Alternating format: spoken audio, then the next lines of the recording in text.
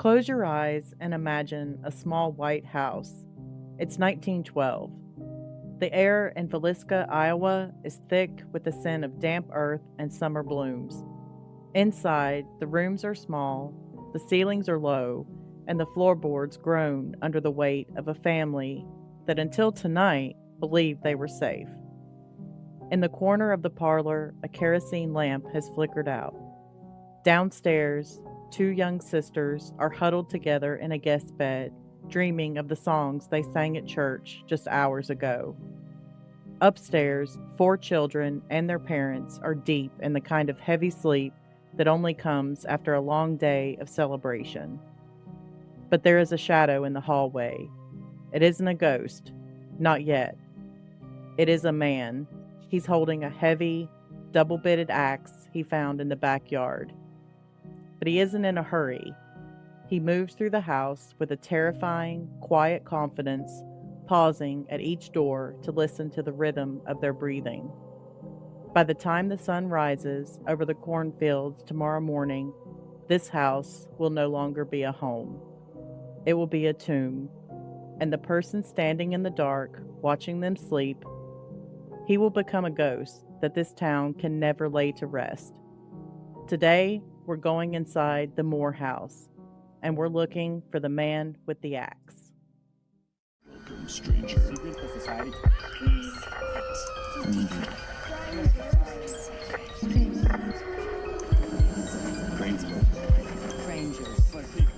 Strangers. Society. Welcome to the secret society. Strangers?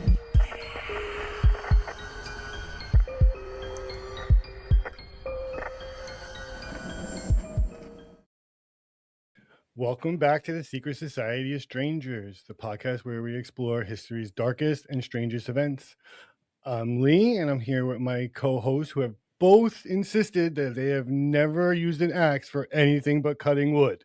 Never. Jen and Josh, how are you guys doing? Good. I'm doing all right. Jeremy's wearing a lumberjack shirt, so I can't say he didn't use an axe today. I use a chainsaw. That's worse.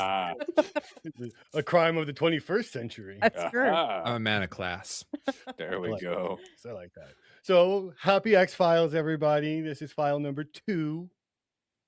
Woo, If woo. you're Yeah. keeping up with us, last episode was Lizzie Borden. A fun one, a very popular one, I guess. Very messy. Very messy. I don't think they get any cleaner, technically. I feel like you can't have a clean axe murder. No. No, I think by definition, it's messy. All right. This is Axe File number 2, the Villisca Massacre. It's up there with, the greatest of all times, the heavy hitters of axe murders. This is one I think I've heard about for a really long time. Also because, as we'll get into, you can go visit this house. You can stay at this house. You sure can. It is supposedly extremely haunted, and like paranormal investigators, all our friends and freaks love to seek this place out. Show me an axe murder house that isn't allegedly haunted. I mean, show me a murder house that's not. It's funny you say that. I realized just recently, I don't know how I never realized this, but I didn't realize that, and maybe someone that's in real estate that's listening could chime in and just give me some feedback if this is true. Like, you don't have to disclose in all states if somebody was murdered in a house. Nope. I don't think so, no.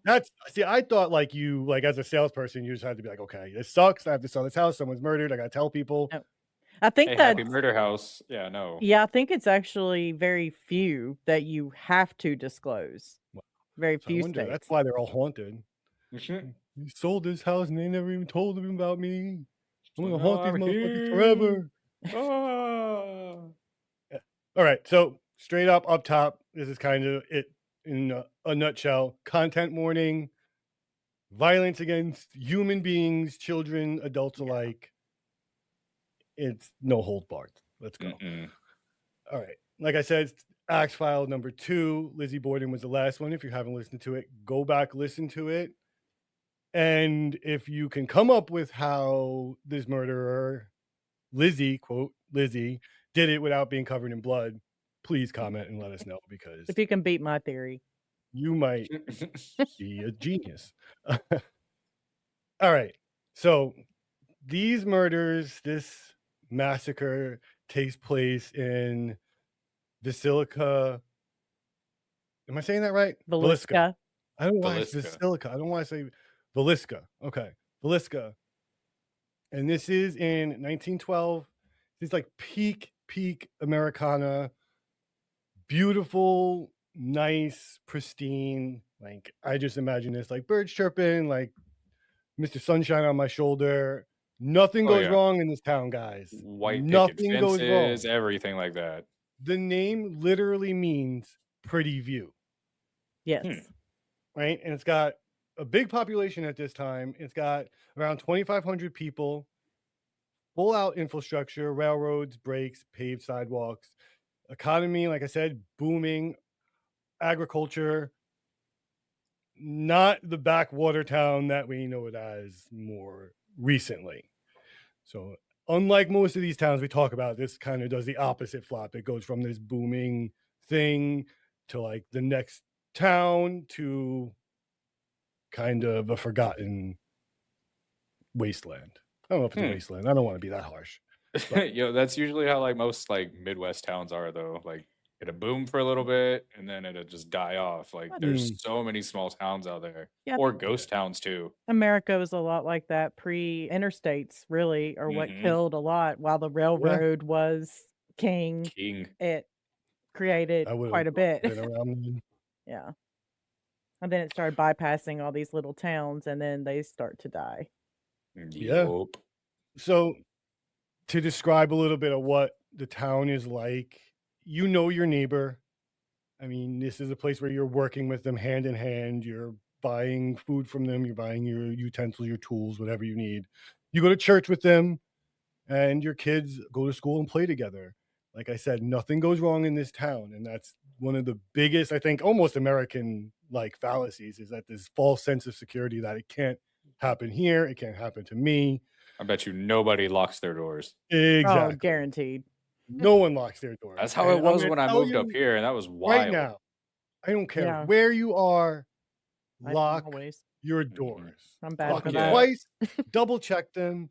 Hit that button until your car yells at you. Exactly. There's if you need help with that, remember, there are people that have been killed for just not locking their doors. That is true. They weren't sought out. A person was going around checking doors and said, "It's your fault you didn't lock your door. I'm going to murder you." That did happen. That's crazy. Yes. All right, Jen, do you want to like take us a little bit more focused in and kind of describe the family we're talking about? Yeah, so we've got the Moore family. We'll start with the patriarch, Josiah Moore. He is 43 years old. He is a successful businessman, runs a farm implement store, which essentially you just need to know he is selling John Deere tractors, which this is, of course, going to be their heyday. They are still made in America. They are still very quality and they stand behind their stuff. No hate that I'm saying that they now suck, but they You think anyway. you think you're taking out a loan? How much do you think like the inflation has gone up? I don't know. We don't know the price of the John Deere, but like yeah. Oh, it's unholy. sure. We're definitely now looking at the days where you actually could prosper. Yeah, like actually pay it off like in a couple months or something. Yes. Like that, Yeah, right? farm equipment's so expensive. Yeah.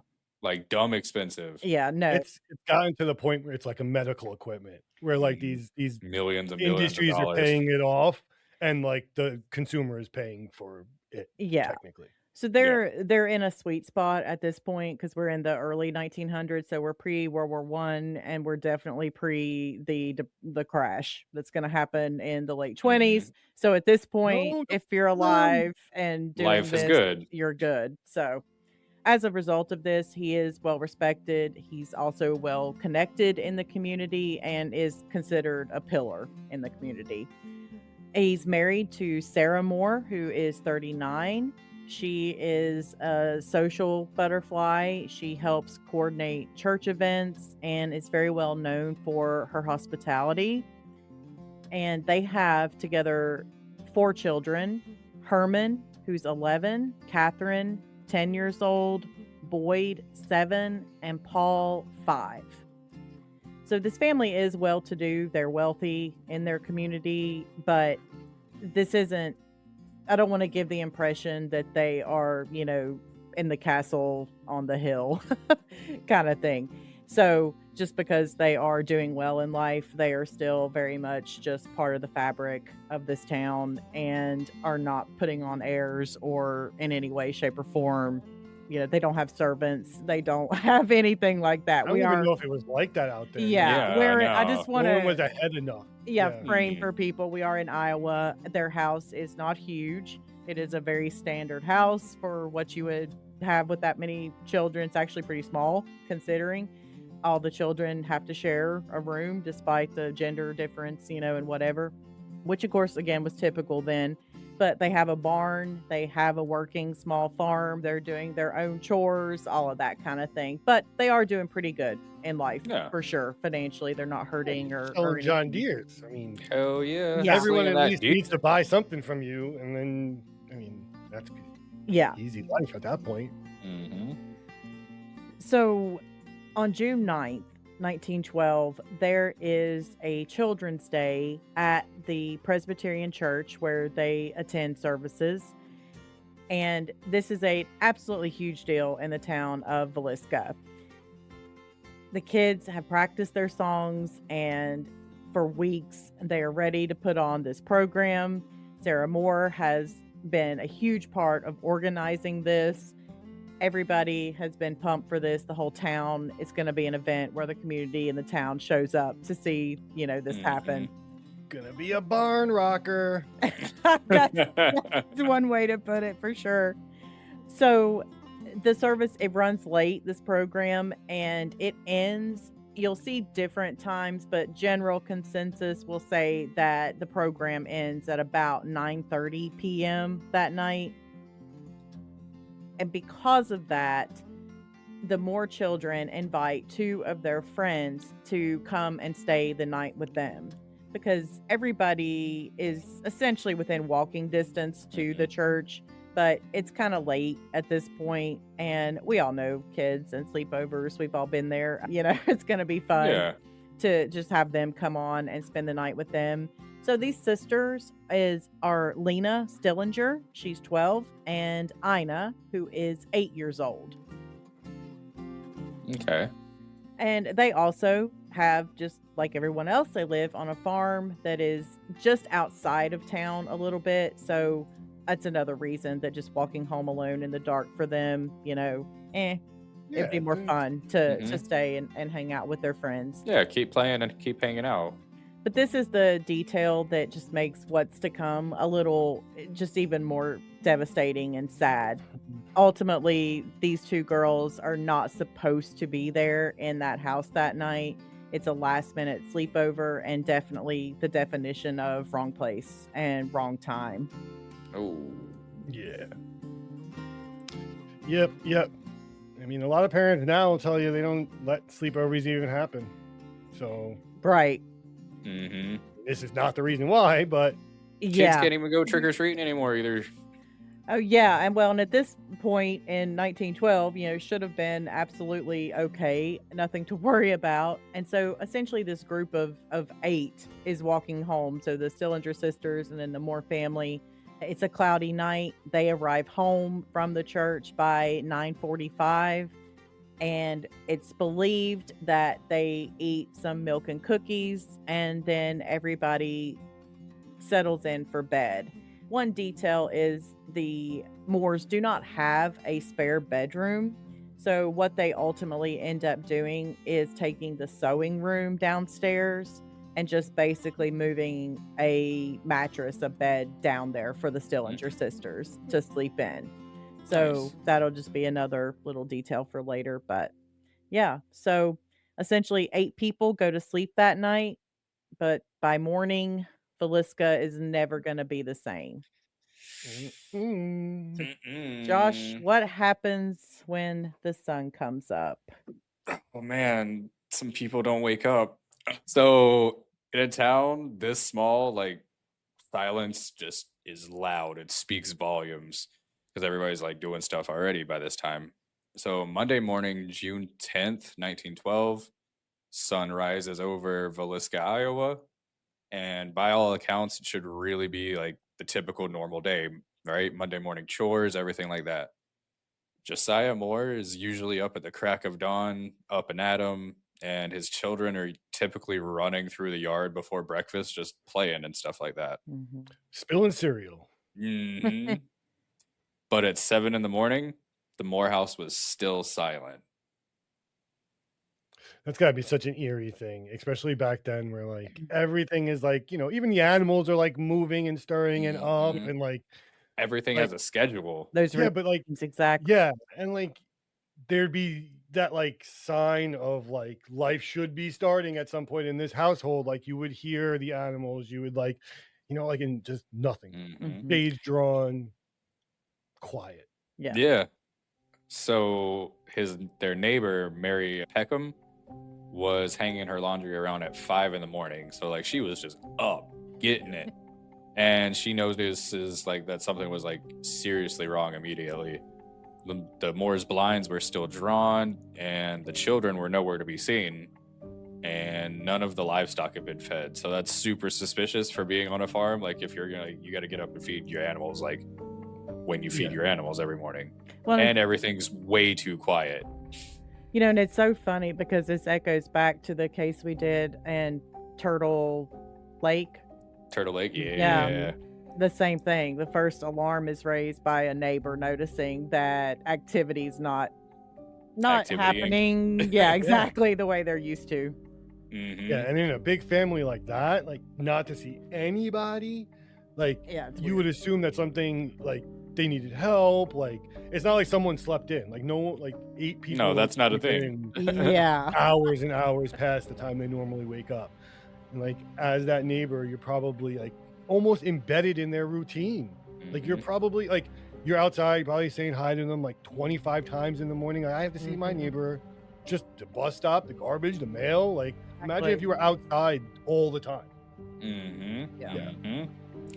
So Mary, she goes and knocks on the door. Nobody answers. So she just tries to open the door because obviously, why would you keep your door locked in this nice town? It's actually locked. Mm, Surprising plot twist there, huh? yeah. Mary robbed them. She's got robbed. And so this is where that Midwestern nice kicks in, right? Yeah, she Let me repels tell in the you window. about and- some Midwestern nice. It's legendary.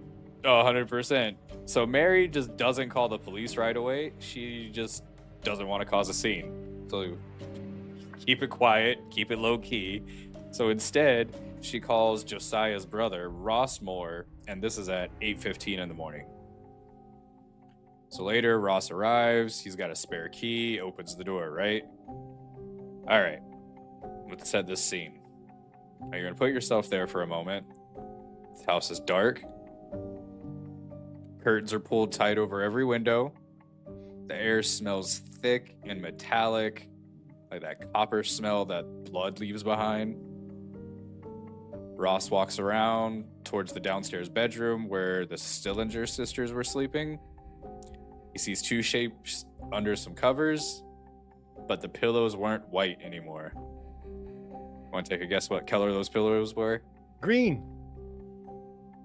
They threw up, right? Mm. No. We wish. It was so much red. So much red. Hoping for the best. Yeah. So he shouts out, dips out of the house real quick, and then screams for the city marshal, Hank Horton. Smart guy, man. Smart like, guy. "Yo, I ain't touching Maybe the smartest one that we see this whole time. So far. Definitely, unfortunately. That's not saying much. No, No, not at all. So this time it's 8:40. Everyone in Villisca is like been awake and they're aware of everything that's going on because of the telephone operator. And back in 1912, that's how news really just traveled in small towns, right? So one operator called the next person and onto the party line, and the word just kept spreading like fire. Yes. So Horton goes into the house, comes out moments later looking like people said that later described him, said he looked like he'd seen a ghost. He was just white, blank face, just checked out. he tells the crowd that's gathered on the lawn, there's somebody murdered in every bed. 8 people, 2 families, 1 house, 1 night. That's how they found them, Jen. The investigators finally got inside and what they actually really see. Yeah, so this is where, again, the absolute trigger warning happens. It is graphic. So what we ultimately know and they discover very quickly is the murder weapon is ultimately going to be determined to be Josiah's, the family's own axe. And they know that because immediately they see it leaning against the wall in the makeshift guest room where the Stillinger sisters had been put up for the night. So what we know based off of, and it seems as plausible as you can be since we don't know for sure, but according to a reconstruction that was done by the town coroner, they think that the killer took an oil lamp from a dresser, removed the chimney, the glass part of it, and placed it out of the way under a chair. He bends the wick in two to minimize how much light the flame will cast. And keeps it down low, so he just basically has enough light to be able to maneuver around the house without, bumping into everything in sight. Okay. Honestly, least of his problems. Yeah. Yeah. So the parents, Josiah and Sarah, who are upstairs, were, of course, likely killed first. Then the Moore children, who by all appearances were asleep when attacked in their beds, which were also upstairs. So again, all the kids are together. The Moore kids are all together in a room across from their parents upstairs. Then the killer goes downstairs to the Stillinger girls.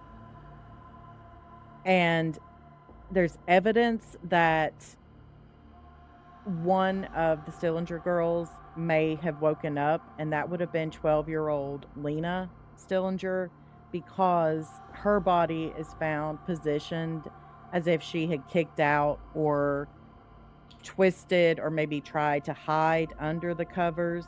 She also is the only one that has a defensive wound on her arm, and unfortunately her clothes are pushed up, leaving her exposed. So it's ultimately, based on 1912 science, it's unclear if she was sexually assaulted, but it's certainly something that was a possibility. Yeah.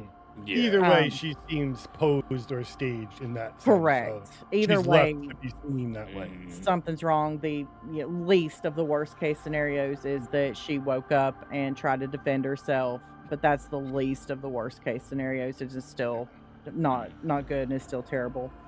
But that all would have been bad enough for sure. But then what they feel like happened was the killer then starts to engage in some bizarre rituals or just things that he does that don't make sense. But what we do know is that he ultimately, after he's definitely killed each and every family member, he does go back and then inflicts up to 30 wounds to each victim with the Just axe. goes overkill. Oh, yeah. Yeah. So he does that to everybody, and then at some point he takes skirts, pieces of clothing, towels, linens from around the house, and he covers all of the mirrors in the house, as well as apparently their doors, like glass doors like you would have for your front door or something, that didn't have a shade to pull down. He made sure that was covered, so in no way, shape, or form could anyone walk by and look in. But then additionally, he's taken each victim and covered their faces as well to make sure what's the reason there. There's a couple theories there too. We'll get to that. And And I still don't know though.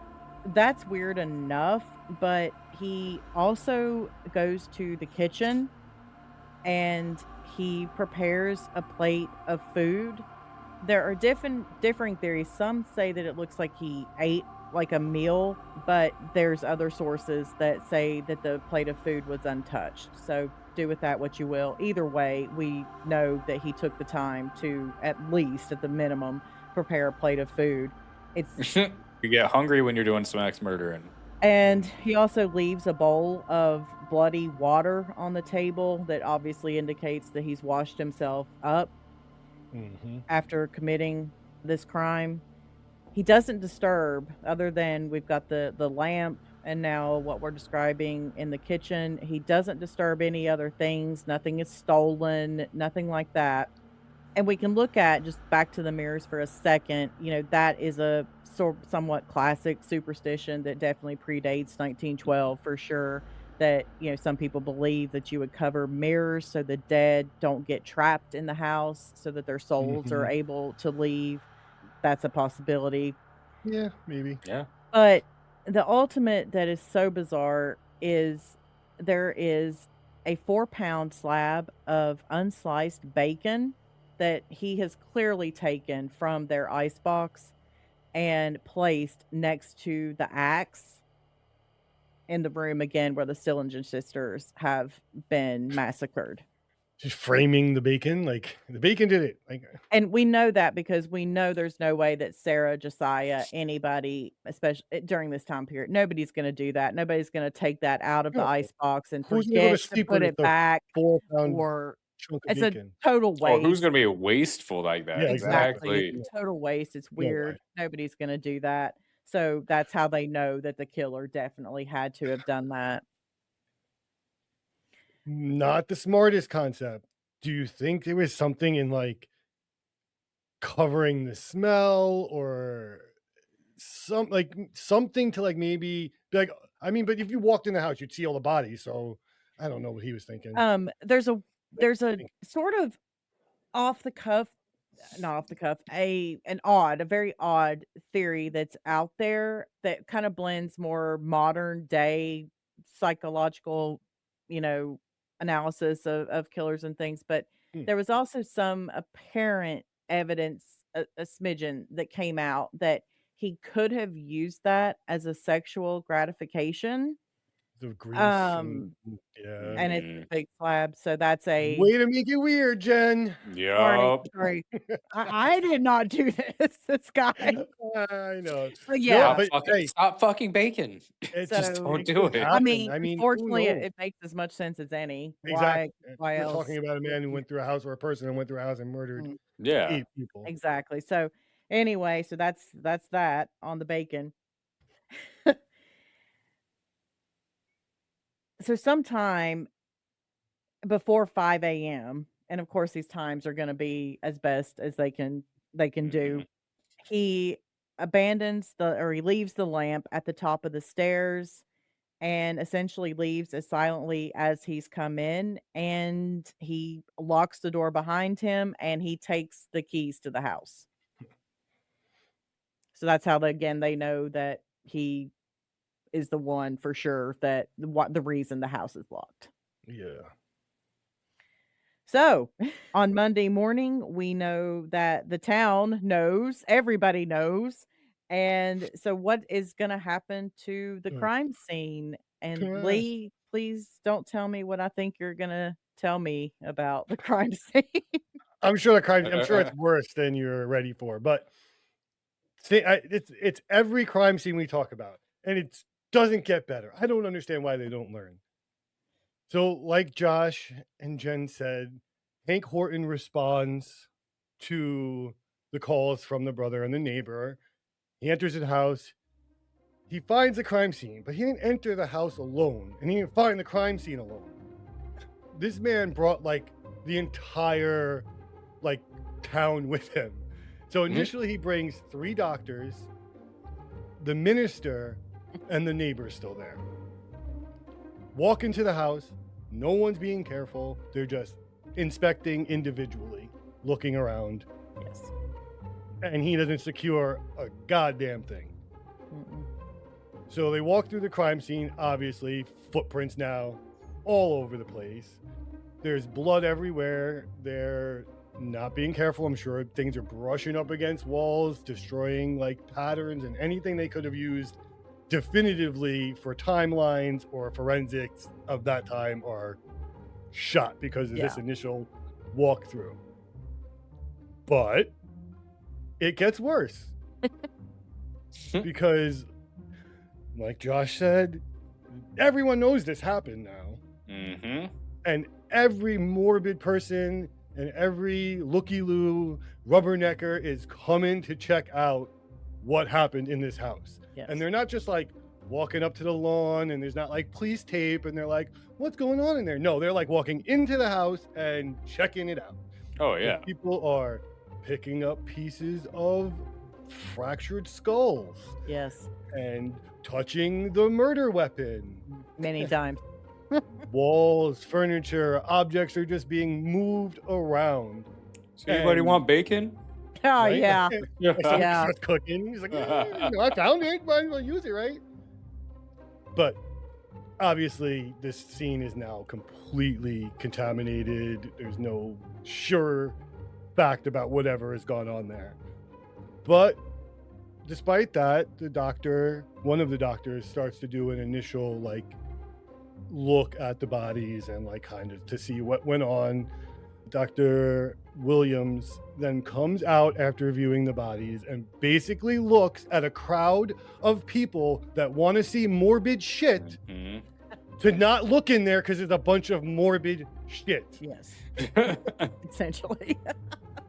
So like just to double down on making this the worst handling of a crime scene almost ever, he like incites the riot to make people want to see it even more.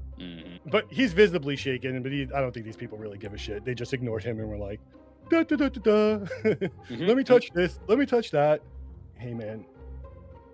I can't say I wouldn't do it. We've talked about this before. If they let me in, I can't say that I wouldn't want to peek around the corner or two. Yeah.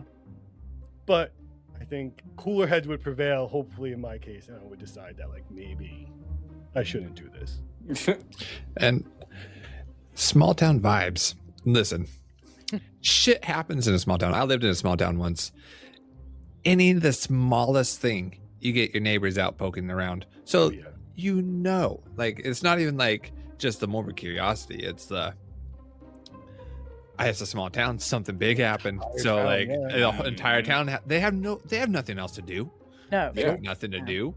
And so they're all just going to be there. And they know who the sheriff is. And they're all just probably like, come on, like, it's okay. They just feel almost entitled. They almost have that entitled to what happened because like it's their town. Like they can't believe that this terrible thing happened in the town. So they have to see with their own eyes. You got to be a part of it. You got to be a part of it. Exactly. And not like when you really think about it, Horton brought like a great group of people to spread the word. Doctors who are talking to everyone in town and the priest. Yeah. Just, everyone knows in like 40 seconds. That's it. Game over. I don't know. It was not handled well at all. And it's a shame because fingerprints, the technology was certainly becoming a thing. Yeah, Sherlock Holmes. And there's no hope. No, well, they destroy, like, normally, like, you would shut down the crime scene and potentially have things like Jen said, fingerprints, footprints, reliable direction on footprints for an exit and an entrance, like anything. Blood evidence, smears, like I said, patterns are done. You can't even rely that the bodies are in the positions that they were in initially. Nothing is as it was. So basically 8 people were murdered, and that's what we know. Yeah. And then again, small town. So you got to imagine this is probably the craziest crime scene this cop or this sheriff, Oh, yeah. who it was, has ever Never seen. seen So, this like, before. he probably doesn't know how to handle it. No. Yeah. No. And you always want a little bit of leniency. Like, I'm not coming down on all cops, but I do have to point out that this is still happening. Oh, today. Absolutely. Yeah, you'll see There are that. still, I watch it on a daily basis, just Yep. Not securing crime scenes, not handling evidence properly, destroying evidence. Oh, I whatever thought you it were may talking be. about axe murders. Oh, I haven't seen many Just- axe murders since the invent of the automatic handgun Yeah. in America. The axe is kind of obsolete. Mhm. Axe is an artist tool these there you days. go. Oh God! All right, Go, Jen. So we have to start thinking in, like we've said, a tiny town. Who would do this? Essentially, who are we looking for? You're Why probably did this walking around with happen? everybody. Oh yeah, everybody's a suspect. Exactly. So you're gonna have though two schools of thought. First and foremost, though, you're gonna assume, and this will happen we will see this in 2026 as we stand.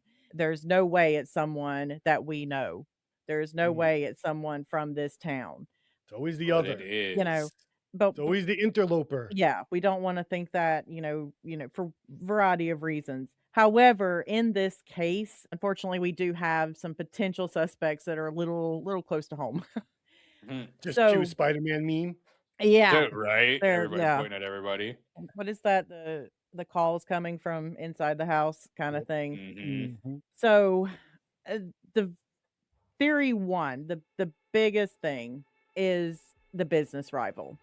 So you might see this if you go and do your own research as the House of Cards theory, something like that. But what we have is Iowa State Senator Frank F. Jones, no less. Ah. And you can imagine how thrilled I'm sure he was to be wrapped up in all of this. But there's good reason, decent reason for it. So Jones and Josiah Moore had been business partners in this John Deere farm equipment venture. Moore basically, it seems, learns all that he can, like one would do, starts off his Mhm. career, he gets good at it, and he branches off on his own, starts his own, business, and he is, we know, successful at that. So it's said that he essentially becomes more successful than Jones in the business. I don't know.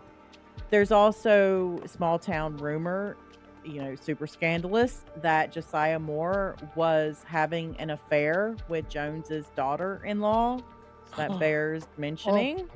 Not Josiah. There were Scandalous. whispers. Who knows? We're never gonna, know at this point.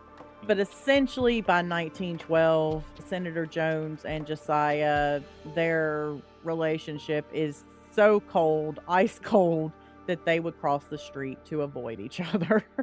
Damn. Maybe Which if they would is- have just fucked already and got it over with. It's also just so Uh, petty to think in is. a small town. Like, imagine that you're sitting outside, whatever, like the cleaners or whatever, and you're just watching these two guys walk by.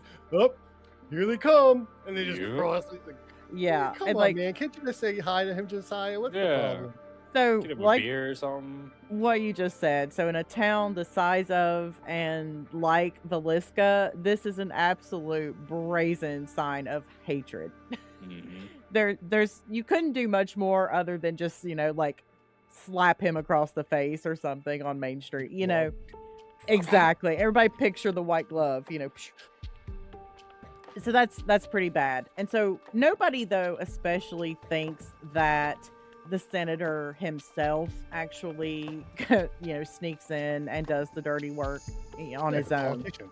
Yeah. So we have the hired killer theory. So the theory is that Senator Jones hired a man named William Mansfield, nicknamed Blackie, to kill the Moores. I wonder why he got that nickname. Mansfield's a known thug, a cocaine user, drinking too bet you he many did some jazz grass too. Huh? Coca-Colas, and his own wife and child had been murdered with an axe 2 years prior in Illinois. That's probably the one that did it more than the cocaine. Oh yeah, 100%. So they also had a witness that claimed that they saw Mansfield boarding a train near Villisca the morning after the murder. So they would place him with time. Why didn't in you the stop him proximity then? of the scene. Yeah. Well, they didn't know then. Maybe. I don't know. So we have problems with this theory, obviously, or we would end it here, and this case would not be what it is, which is unsolved. Mansfield has an alibi, a payroll record in the state of Illinois, but a lot of people feel that that is a little too convenient, little too rock solid, and they What, feel the man that can't have a job? Senator Jones had the money to forge this documentation and to buy off anybody that could say, of course, he was at Easily. work. That's like Yeah. easy So peasy. so government conspiracy is easier than homeboy having a job. No, I he mean- could have had a job, but like if your politician is going to set this up, one of the easiest things for them to do to set up an alibi is just to go to the guy's boss and be like, He was here. "He was here on Tuesday, right?" Oh yeah, no, they're both likely. It's Yeah. just and wild to say in the both same sentence. I mean, it's character. We're going by character. This man already murdered 2 people, yeah. and he uses cocaine. And he's the chief suspect of those murders, those axe murders as well. So we do have that. That's the heaviest part of that. But then you kind of think, why would a hired hitman spend so much time in the house, unnecessary time after the murders have been committed? Why is there so much overkill? Why cover the mirrors? Why eat the food? Why potentially sexually assault bacon? It's all bizarre. That That- bacon was looking at me. I'm Hey man, I liked how it was glistening, all right? That feels like an absolute madman versus a contract killing. But Can you contract an absolute madman? yeah, exactly, you could for sure. Mhm. Yeah. But regardless, these accusations, as you can imagine, even in 1912, they torpedo Jones's political career, his business. Obviously, he's never charged, but he's never cleared Yeah, either. he's very highly suspected. Well, there's like rumors of like just people in the town like walking up to him and being like, "I'm surprised to like see you walking around here still." Yeah. Like, Like, Yeah. fuck you, Yeah. buddy. Exactly. So next we have a very equally interesting character. Theory 2 is going to be, or suspect 2, the maniac. And you might be surprised to learn that that is Reverend George Kelly. He is the visiting preacher. So Reverend Kelly had attended the Children's Day service that night. He was known to be eccentric, is a way to put a man of the cloth who is a sexual deviant. He was known to preach a lot, little too much perhaps, about sins of the flesh. He was a known voyeur. He had been caught peering into windows what does that in mean? So you're a peeping tom pervert, like Yeah. a known Correct. voyeur, like it's just his kink. Like, correct. he's paying for this shit. No. And Creepy. there's a lot about this guy. I mean, nationwide, outside of Villisca, he is a traveling, pastor. There is no doubt whatsoever that the man has mental health issues. We'll Oh, just yeah. say, and they're definitely of a sexual nature, for sure. But he also does not help his cause because he becomes obsessed with these killings for whatever reason. If you believe he's innocent or not, it's still weird. He definitely puts himself into the case by contacting detectives himself or the police himself, to try to provide information, which of course we now know psychologically is a big marker of you did it. So- You want to insert yourself in the case. You want to be close. This is classic So- serial killer. Yeah. Exactly. So, I don't know if you know. Do you know how old he is? How old Kelly is? Ah, I don't expect you to know. I've been researching axe murders. There's a lot of crossover with this Kelly name. So, Oh. yeah. my case is in the late 1800s. So, I was wondering. Oh, yeah, he definitely could have been. Yeah, he's not a young man. I do remember that. I don't have his exact, but he's not like in his Hmm. 20s. No. Hmm. So he even ultimately confesses at one point to these murders and says that God told him to, quote, slay utterly the little children. Not helpful. All right, Oh. Anakin. God dang. You can also see the covering of the mirrors, the covering of the victims' faces as a religious guilt, some sign of repentance in his own way, that he couldn't stand what he had done. that, that sort of thing. What if he was hallucinating And also a on top of possibility. like audio hallucination, like he's seeing stuff in the mirrors? Also a And he's just like, Oh very man. a very real Mm. possibility. I mean, he sends letters to the police. He poses as a detective himself at one point to try to give information. He is known, they find out through records checks and all this, that he is obsessed with sex in general. At one point, he is arrested for what is it called? Lewd and lascivious, conduct because he tries to hire via the newspaper ads a secretary. And when she answers the ad, he's basically like, yeah, you're going to, type in the nude and you're going to do all these weird things. He's got problems. Okay. You would think, okay, he did a confession, case closed. It's Reverend Kelly. He's nuts enough and we can make the Yeah. pieces fit. Not quite. Of course, he recants. He does claim police coercion. He is obviously, even to these detectives and police, he is clearly mentally unstable, and he has a long pattern of being mentally unstable prior to this, but no violent acts. So, mm, you know, Mhm. Yep. and he does go to trial, though. There is plenty enough evidence for him to go to trial. They do have witness, but they end up faltering as well, that place him also, like the previous Senator Jones guy, on a train after the murders.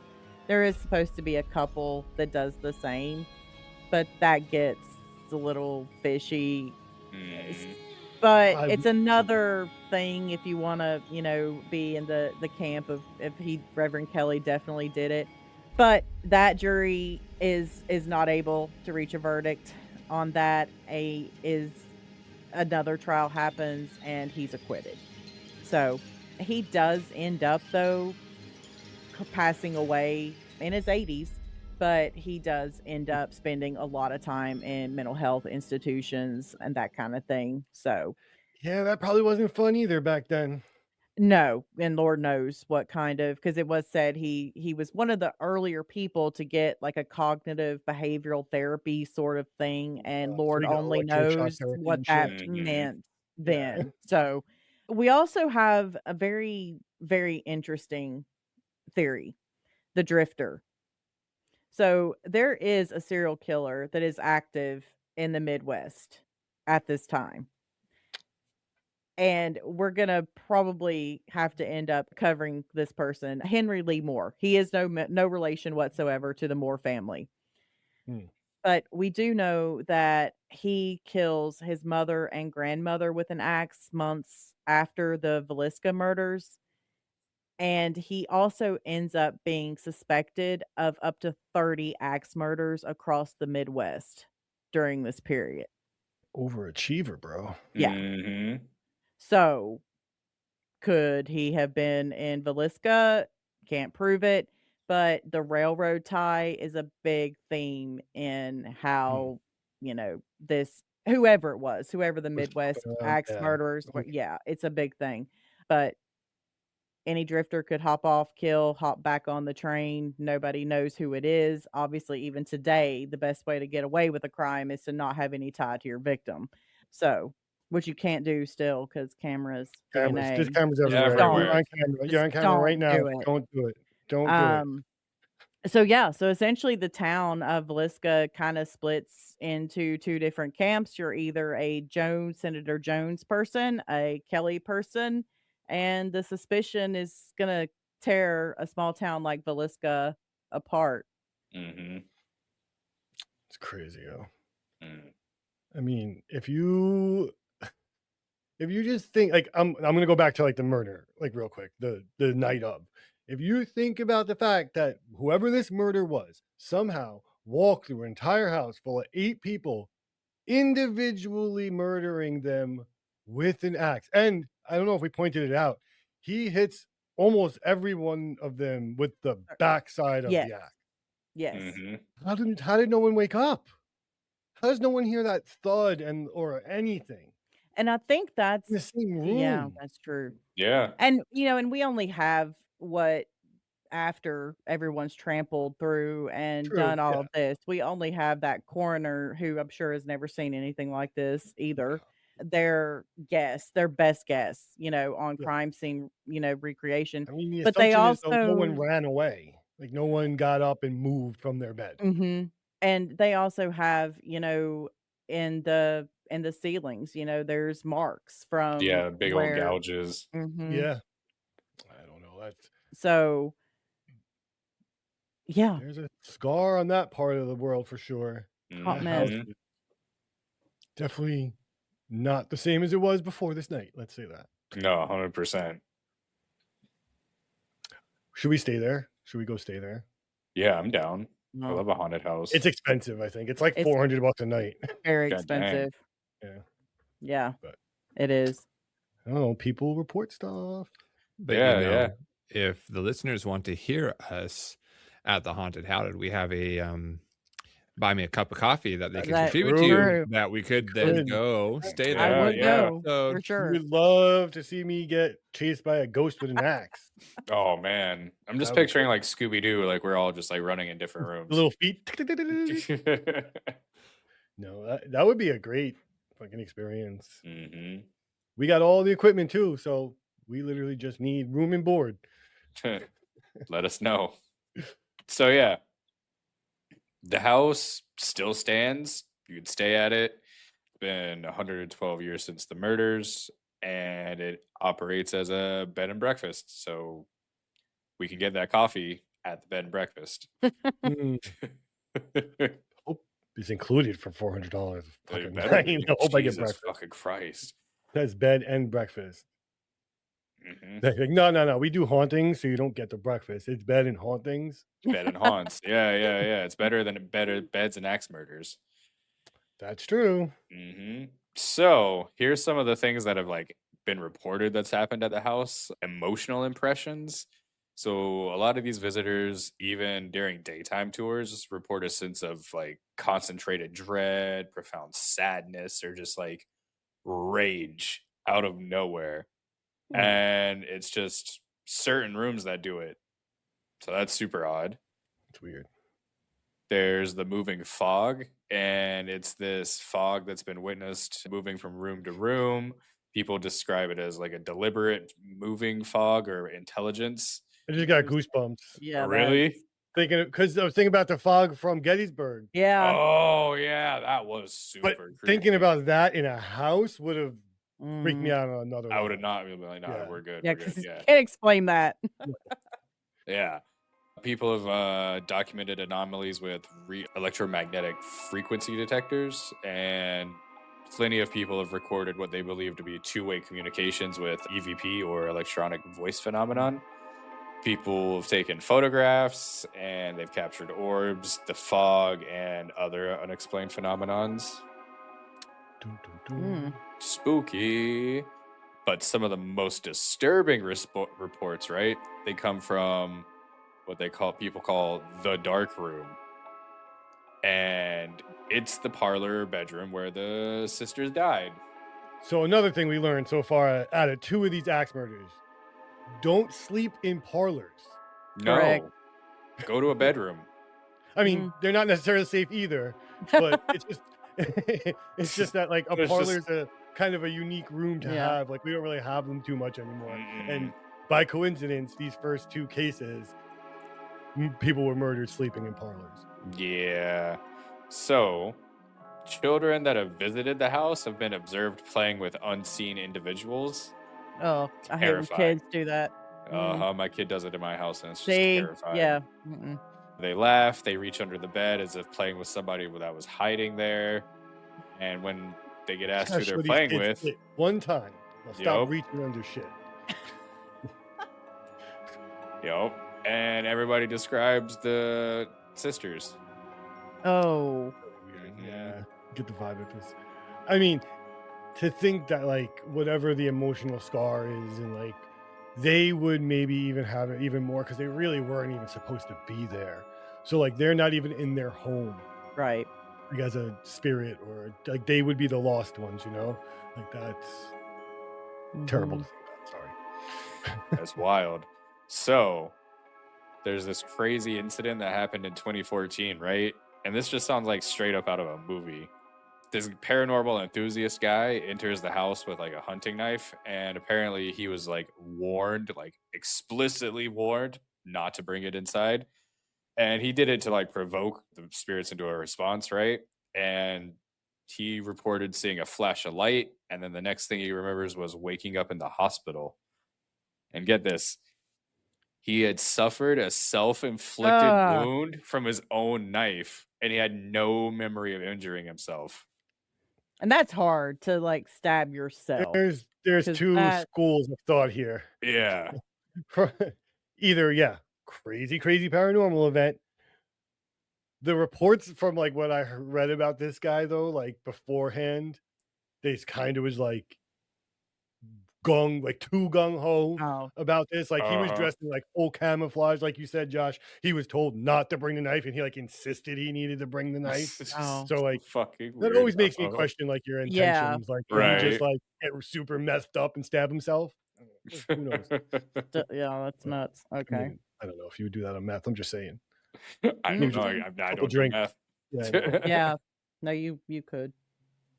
I don't know. That is I wild mean though to that think from like work experience, not that's personal, FYI. I don't think it's like what is that movie 1408? Like when he Oh, goes that into was the such a good room, movie. like that guy goes into his house and just gets like a crazy psychological haunting. Mm-hmm. That'd be wild. I don't know, man. I do not know. I would stay there. I would Yeah. definitely stay there and see what happens. Maybe not with a knife, but Yeah, no, definitely not with a knife. Mm, But yeah, that place is definitely haunted, and I'd be all about it. yeah. yeah. I don't know, guys. So what do you think? What do I think personally? Yeah, I what think, do you yeah, like guys you think? said at the top of this, if there was an axe murder, there's a high probability of a haunting. Yeah. Yeah, I would agree. But Oh, do who you do think you the think? gouges are still in the ceiling? Yeah, they're still there. I think Oh, so. I think the bigger question is who did this, obviously. Yeah. I want to know more about the potential serial killer that was going through the Midwest yes. because I have a hard time that a business rival and I mean it but it's happened. I mean, It I've does happen. It Yeah. does. But it's again, a small town, little mm, whole the family, whole family, yeah. Yeah. not necessarily, you know, I didn't like it's Yeah. way overkill for every victim. The They two girls that aren't even supposed to be there, like a yeah, town person would know that. Yeah. Oh shit, this is exactly. not what we didn't Abort. really talk about Abort. is that like the thought behind it is though is that the suspected killer was in the house before they got Mm-hmm. home from church that night. Yeah, there's different thoughts, and even Kelly muddies the water. Reverend Kelly muddies the water on that as well, because in his many, like, confessions or before that, when he's just trying to insert himself, he's saying that he saw a shadow figure outside. So It's Not the to be devil. trusted. yeah, so what they tend to think is possible is that either and more likely actually was that the person was in the barn because That does they make more did sense. find some depressions in the hay of the barn that Mm. seemed Yeah. possible that somebody had and they could have easily from the barn been able to see the coming and Oh, going. it's a much better vantage point. Yeah. Yeah. You'll be able to see everyone in, you watch the lights go off, you can scope Yeah. of multiple rooms. And Yeah. I think they think that too because the layout of the house, it would have been difficult Mhm. for that many people in the house for you to hide. And yeah, so it's yeah, that somebody actually was sitting there laying in wait for them to get home to watch for all the lights to be extinguished, the lamps to go out and then, make their entry is terrifying. Yeah. Well, maybe it was Jones, maybe it was Kelly, maybe it was a drifter, maybe it's a completely unknown character that we have no clue about. Mhm.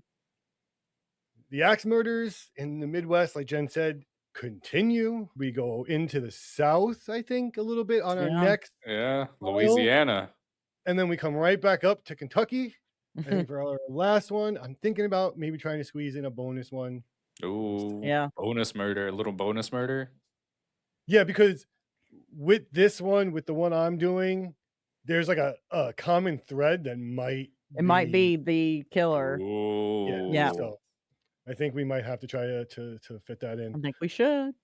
Next month, get your Mad Men hats ready, or I don't know. your Mad get ready. Hats. Yeah, your Yeah. Mad Hatters. Mad I don't Hatter. know. Yeah. Should we do a bracket? You can't do a bracket with this, but either way, next month, March, Mad Men Madness, all month, Mad Men, 4 men. Please say another M word. I do math that quick. 2 Yeah. episodes a week.